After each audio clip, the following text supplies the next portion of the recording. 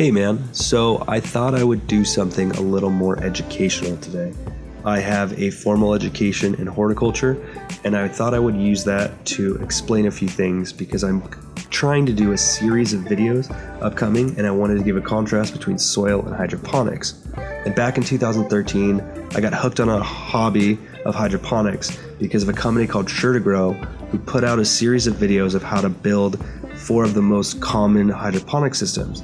And they're kind of outdated and hidden in YouTube, and so I wanted to rebuild them and redo those videos. But with that, I wanted a contrast so you understand what the difference between soil and hydroponics is. So I'm going to do a very brief and quick overview of what soil is. And I hope you guys give me some inputs of things I missed, because it's going to be a lot I missed, and it's going to be very brief.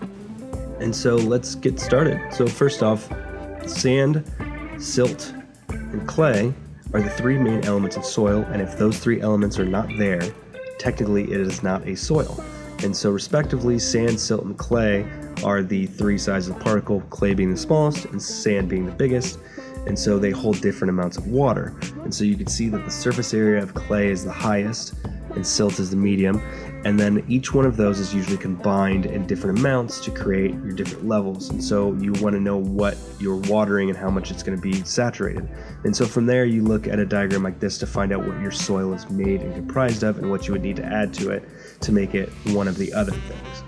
And so you find out what it means by finding out its composition. What is it made out of? How much water does it hold? How much nutrients does it hold? And the cation exchange rate. What is its structure? Is it going to break down? Is it fluffy? Is it thick? Is it blocky, prismatic? How does it hold together? Finally, what is the compaction rate? Are you going to step on it and kill roots? And if you're doing it in pots, how much do those pots weigh? It's going to be something that you're going to need to be able to move around. So you know what your soil is. How do you improve it? Well, you get things like amendments or additives. Additives are like cocoa that'll fluff it up. Peat moss does the same. And amendments are things like bone meals and blood meals and things like that that give actual nutrients. And my favorite is biochar, which I would put in the middle. And so that allows for a lot of fluff, a lot of surface area, a lot of water retention, and a lot of nutrient retention. And so with those nutrients, you have 2 categories of amendments.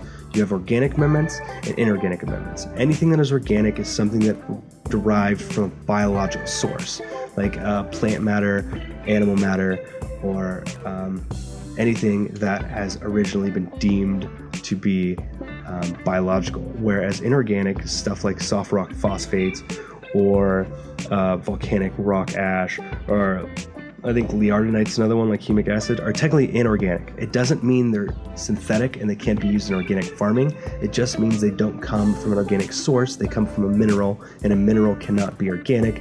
It's just classifications. It doesn't mean anything. So now you know what your soil is, and you need to fluff it up with something like this. You can get it at Home Depot, you can get it at any garden center store, anything like that. You just fluff it up. But you want to give it some nutrients too, so you get all-purpose fertilizer that you can just mix right in. It's in grow season, add a little bit of grow. You're blooming, add some bloom boosters. It makes it very easy, and you just put them all together, and at the end, you have a really easy way of growing. And from these simple fertilizers, all you'd have to do is add water and readjust how much of that you add to it. Some are slow release and some are fast release. You have to read the label, but it makes for a very easy way to grow without having to buy a bunch of bottles.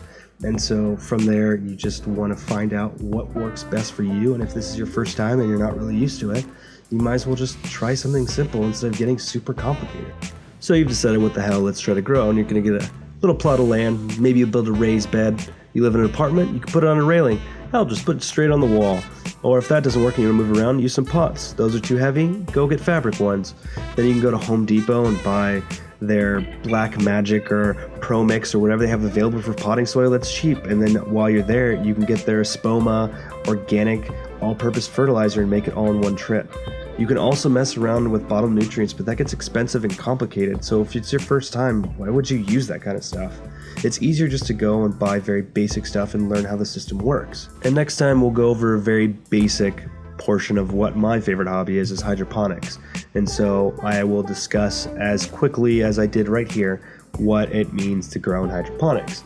So join me for that next time, guys, and remember, grow it funky and keep it fresh.